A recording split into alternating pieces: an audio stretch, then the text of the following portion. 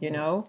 I think you do that so well, you know, and very beautifully. So I appreciate it. I'm very grateful for it just become a thing where I just go, what's Vanessa saying? And it's nice, you know, even when you don't come up in What's my that crazy feed, Jersey chick even when doing in she your said, yeah, house? what is that Vanessa doing over there? I want to know what's going on. I want to know what's going on there. Yeah. So it's just one of those things, you know, like, yeah, it just makes me, you and a lot of dog accounts that I follow. Yeah, I'm like, like the oh, doorbell. just want to see how they're going. Yeah. Another question that I would love to ask you, it's something that I'm really interested in, is the fact that do you feel that for you, so you weren't a full-time yoga teacher when you from the very beginning, right? Like you're saying you also had a life where you were just doing a few classes, like you haven't been, has your relationship to yoga changed when you became like a full-time teacher? Yes, absolutely. I mean, it definitely correlated to me kind of like stepping into mid-age as well. So when I first started teaching and practicing, I had, this crazy elevated level of practice, like Cirque du Soleil performer type shit, like always looking for like, how can I put my foot further behind my head type of thing, and it was stupid because, I have spinal injuries due to doing stupid things in yoga at this point. Um, but as I'm sure you've heard this said, like the more you teach, the less you practice. Mm-hmm. It's like one of those things. And I had injured my spine by the time I was like full time. And it was just not like, even now, it's not really healthy for my back to be doing it every day. Mm-hmm. So as I moved away, as I was teaching more, it kind of organically, I started to move away from the physical practice.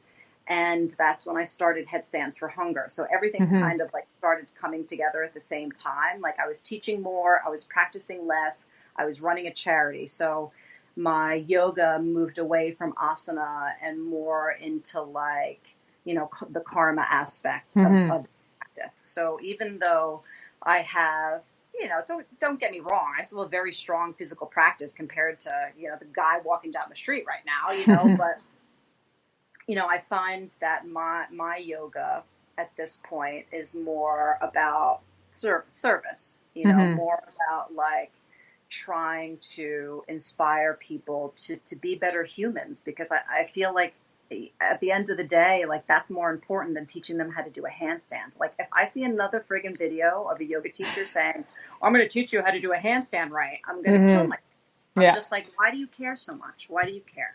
Mm-hmm. And my hope is that all of these people, asana is like the gateway drug to the rest of the limbs. Absolutely. You know what I mean? So That's it. my hope is that all these people that are, absorbed and obsessed with asana, ultimately they'll find their way to, other aspects of the practice that I feel honestly are more important. Yeah, it's the real stuff. Yeah. That's where the real yoga happens, you know. Right. Yeah. And So it's because tell me a little bit about the headstand for hunger. Hunger is for a specific. Is it for a specific? Is it a specific goal or group that you're supporting with that? yeah. So Headstands for Hunger, it's a charity that I run. It started off just kind of like yoga teaching for me, is purely like purely a fluke. I feel like my life is that way, It's It's just like, good oh, though. what am I Yeah. doing? Oh, I'm going over here. Okay. And I end up like 5 years down the road. I'm like, oh shit, yeah, I guess I'm good at this or whatever. But I was an ambassador for Lululemon, and we had like ambassador meetings or whatever, and we were having lunch one time, and they were, as a company at that point, they were very, very good to us. And they were like, look, if you want to do, events, if you want to do charitable things or like whatever you guys want to do, like we're going to support you in that. We'll give you product. We'll push your event in the store. We'll show up and back you up and all this stuff. And at the time, I had never really like, yoga was my job. Like even though I loved it, like I needed it to pay my bills. So it wasn't like at that time it was more about money and asana, right? Making money through basically breaking my back and asana, right? And then it was kind of like this aha moment. And I'm just like, I should be doing that, huh? I was just like, I should be doing something. And at the time, like I said, when I first went to New York looking for a teacher training, there wasn't a lot of yoga at the time. Like there really wasn't, you know, like a small group of people that were in the know and they were the yogis, and no one else in New York City knew that yoga was even happening, you know?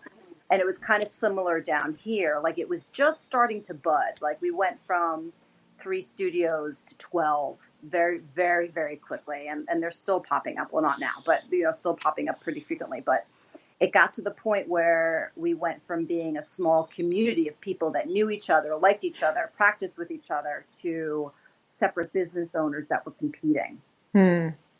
And, you know, for a decade, everybody's like, you should open your own studio, blah, blah, blah, blah, blah. And I've never been interested in that whatsoever. I read something somewhere that correlated it to, like telling your professor they should open up their own university. You know, that's such a good point. It's like, no, like not every professor should open up a university. Like, totally. What are like stay teaching history? You know, like you're good or whatever. You know? You're fine there. I never wanted to do that. You know, I never wanted to be people's boss. I never wanted like you know, Carol, like getting yoga teachers to do shit together. It's like herding cats, whether they like each other or not.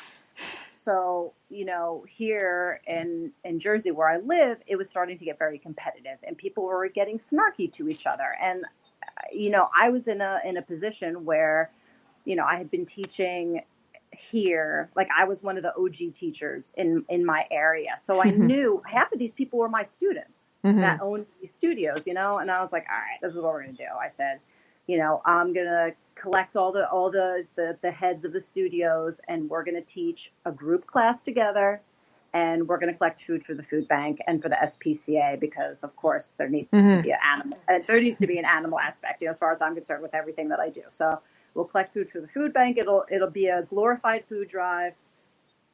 We'll all play nice together. We'll see how it plays out. So one of my students got like a school gym.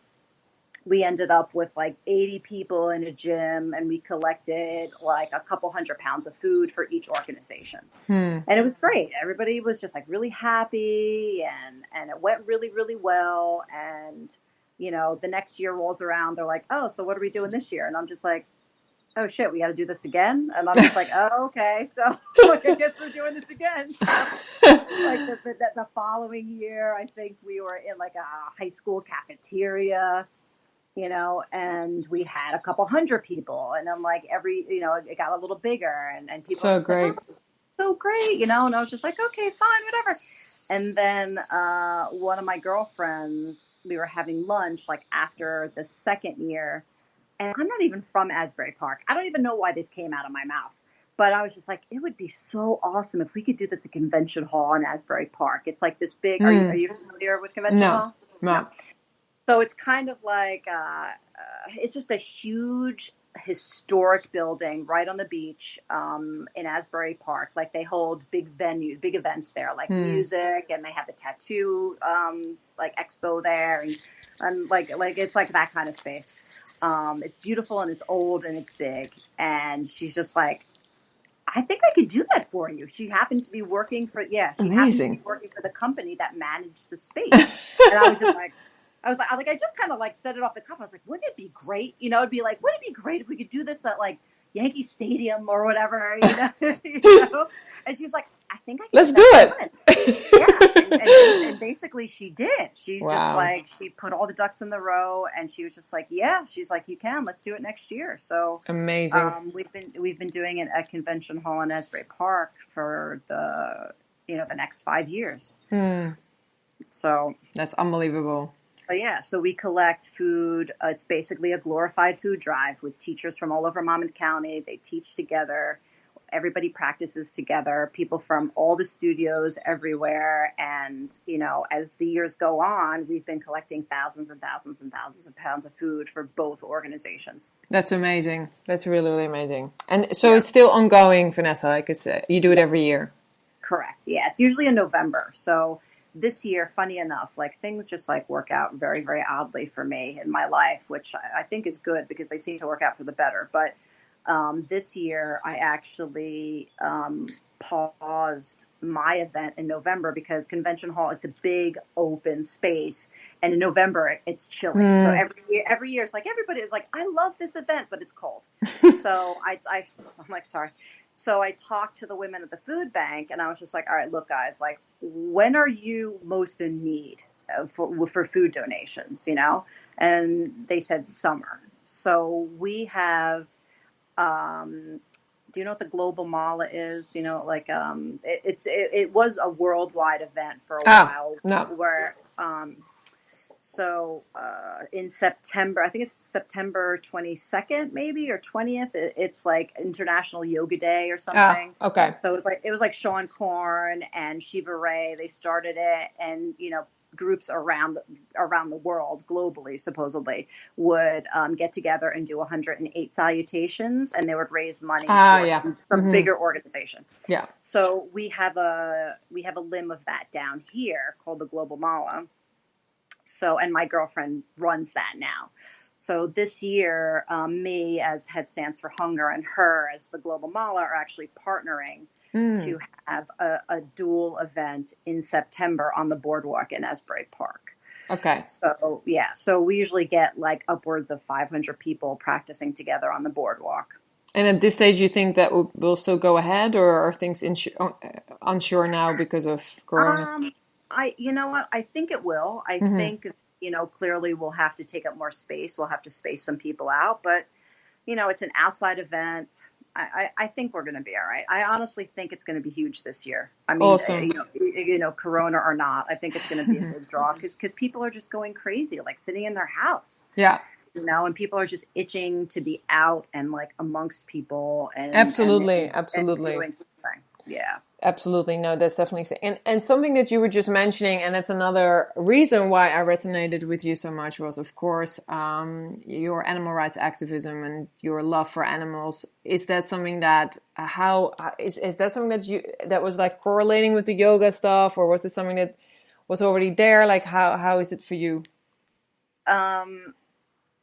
When I was younger, I always loved animals. And my mom would always joke that, like, I would pick up every stray, like, on the street and try to bring them home, And so I was always that kid, but I never, just like most people, like, I never made that connection that my dinner was also an animal, And I remember when it was very. You remember the episode of The Simpsons with Lisa Simpson and the lamb chops? Yeah. Yeah, it was kind of like that, Like my stepfather was Italian, so we used to eat veal, and I never really knew what it was, And I remember one time, like, sitting at dinner, and I asked him. I was just like, I really like this. Like, what is it? And he told me. And I was like this, my mouth gaped open, and I pushed the plate away from me. I started crying. I was just like, I can't eat this. This is horrible, Like, how can I? And, so I stopped eating veal when I was like a teenager. And then in high school, I read Animal Farm. Yeah.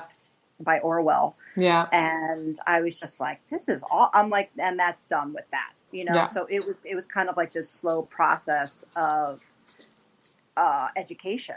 Yeah. It wasn't because of lack of compassion. It was because of lack of information. And yeah.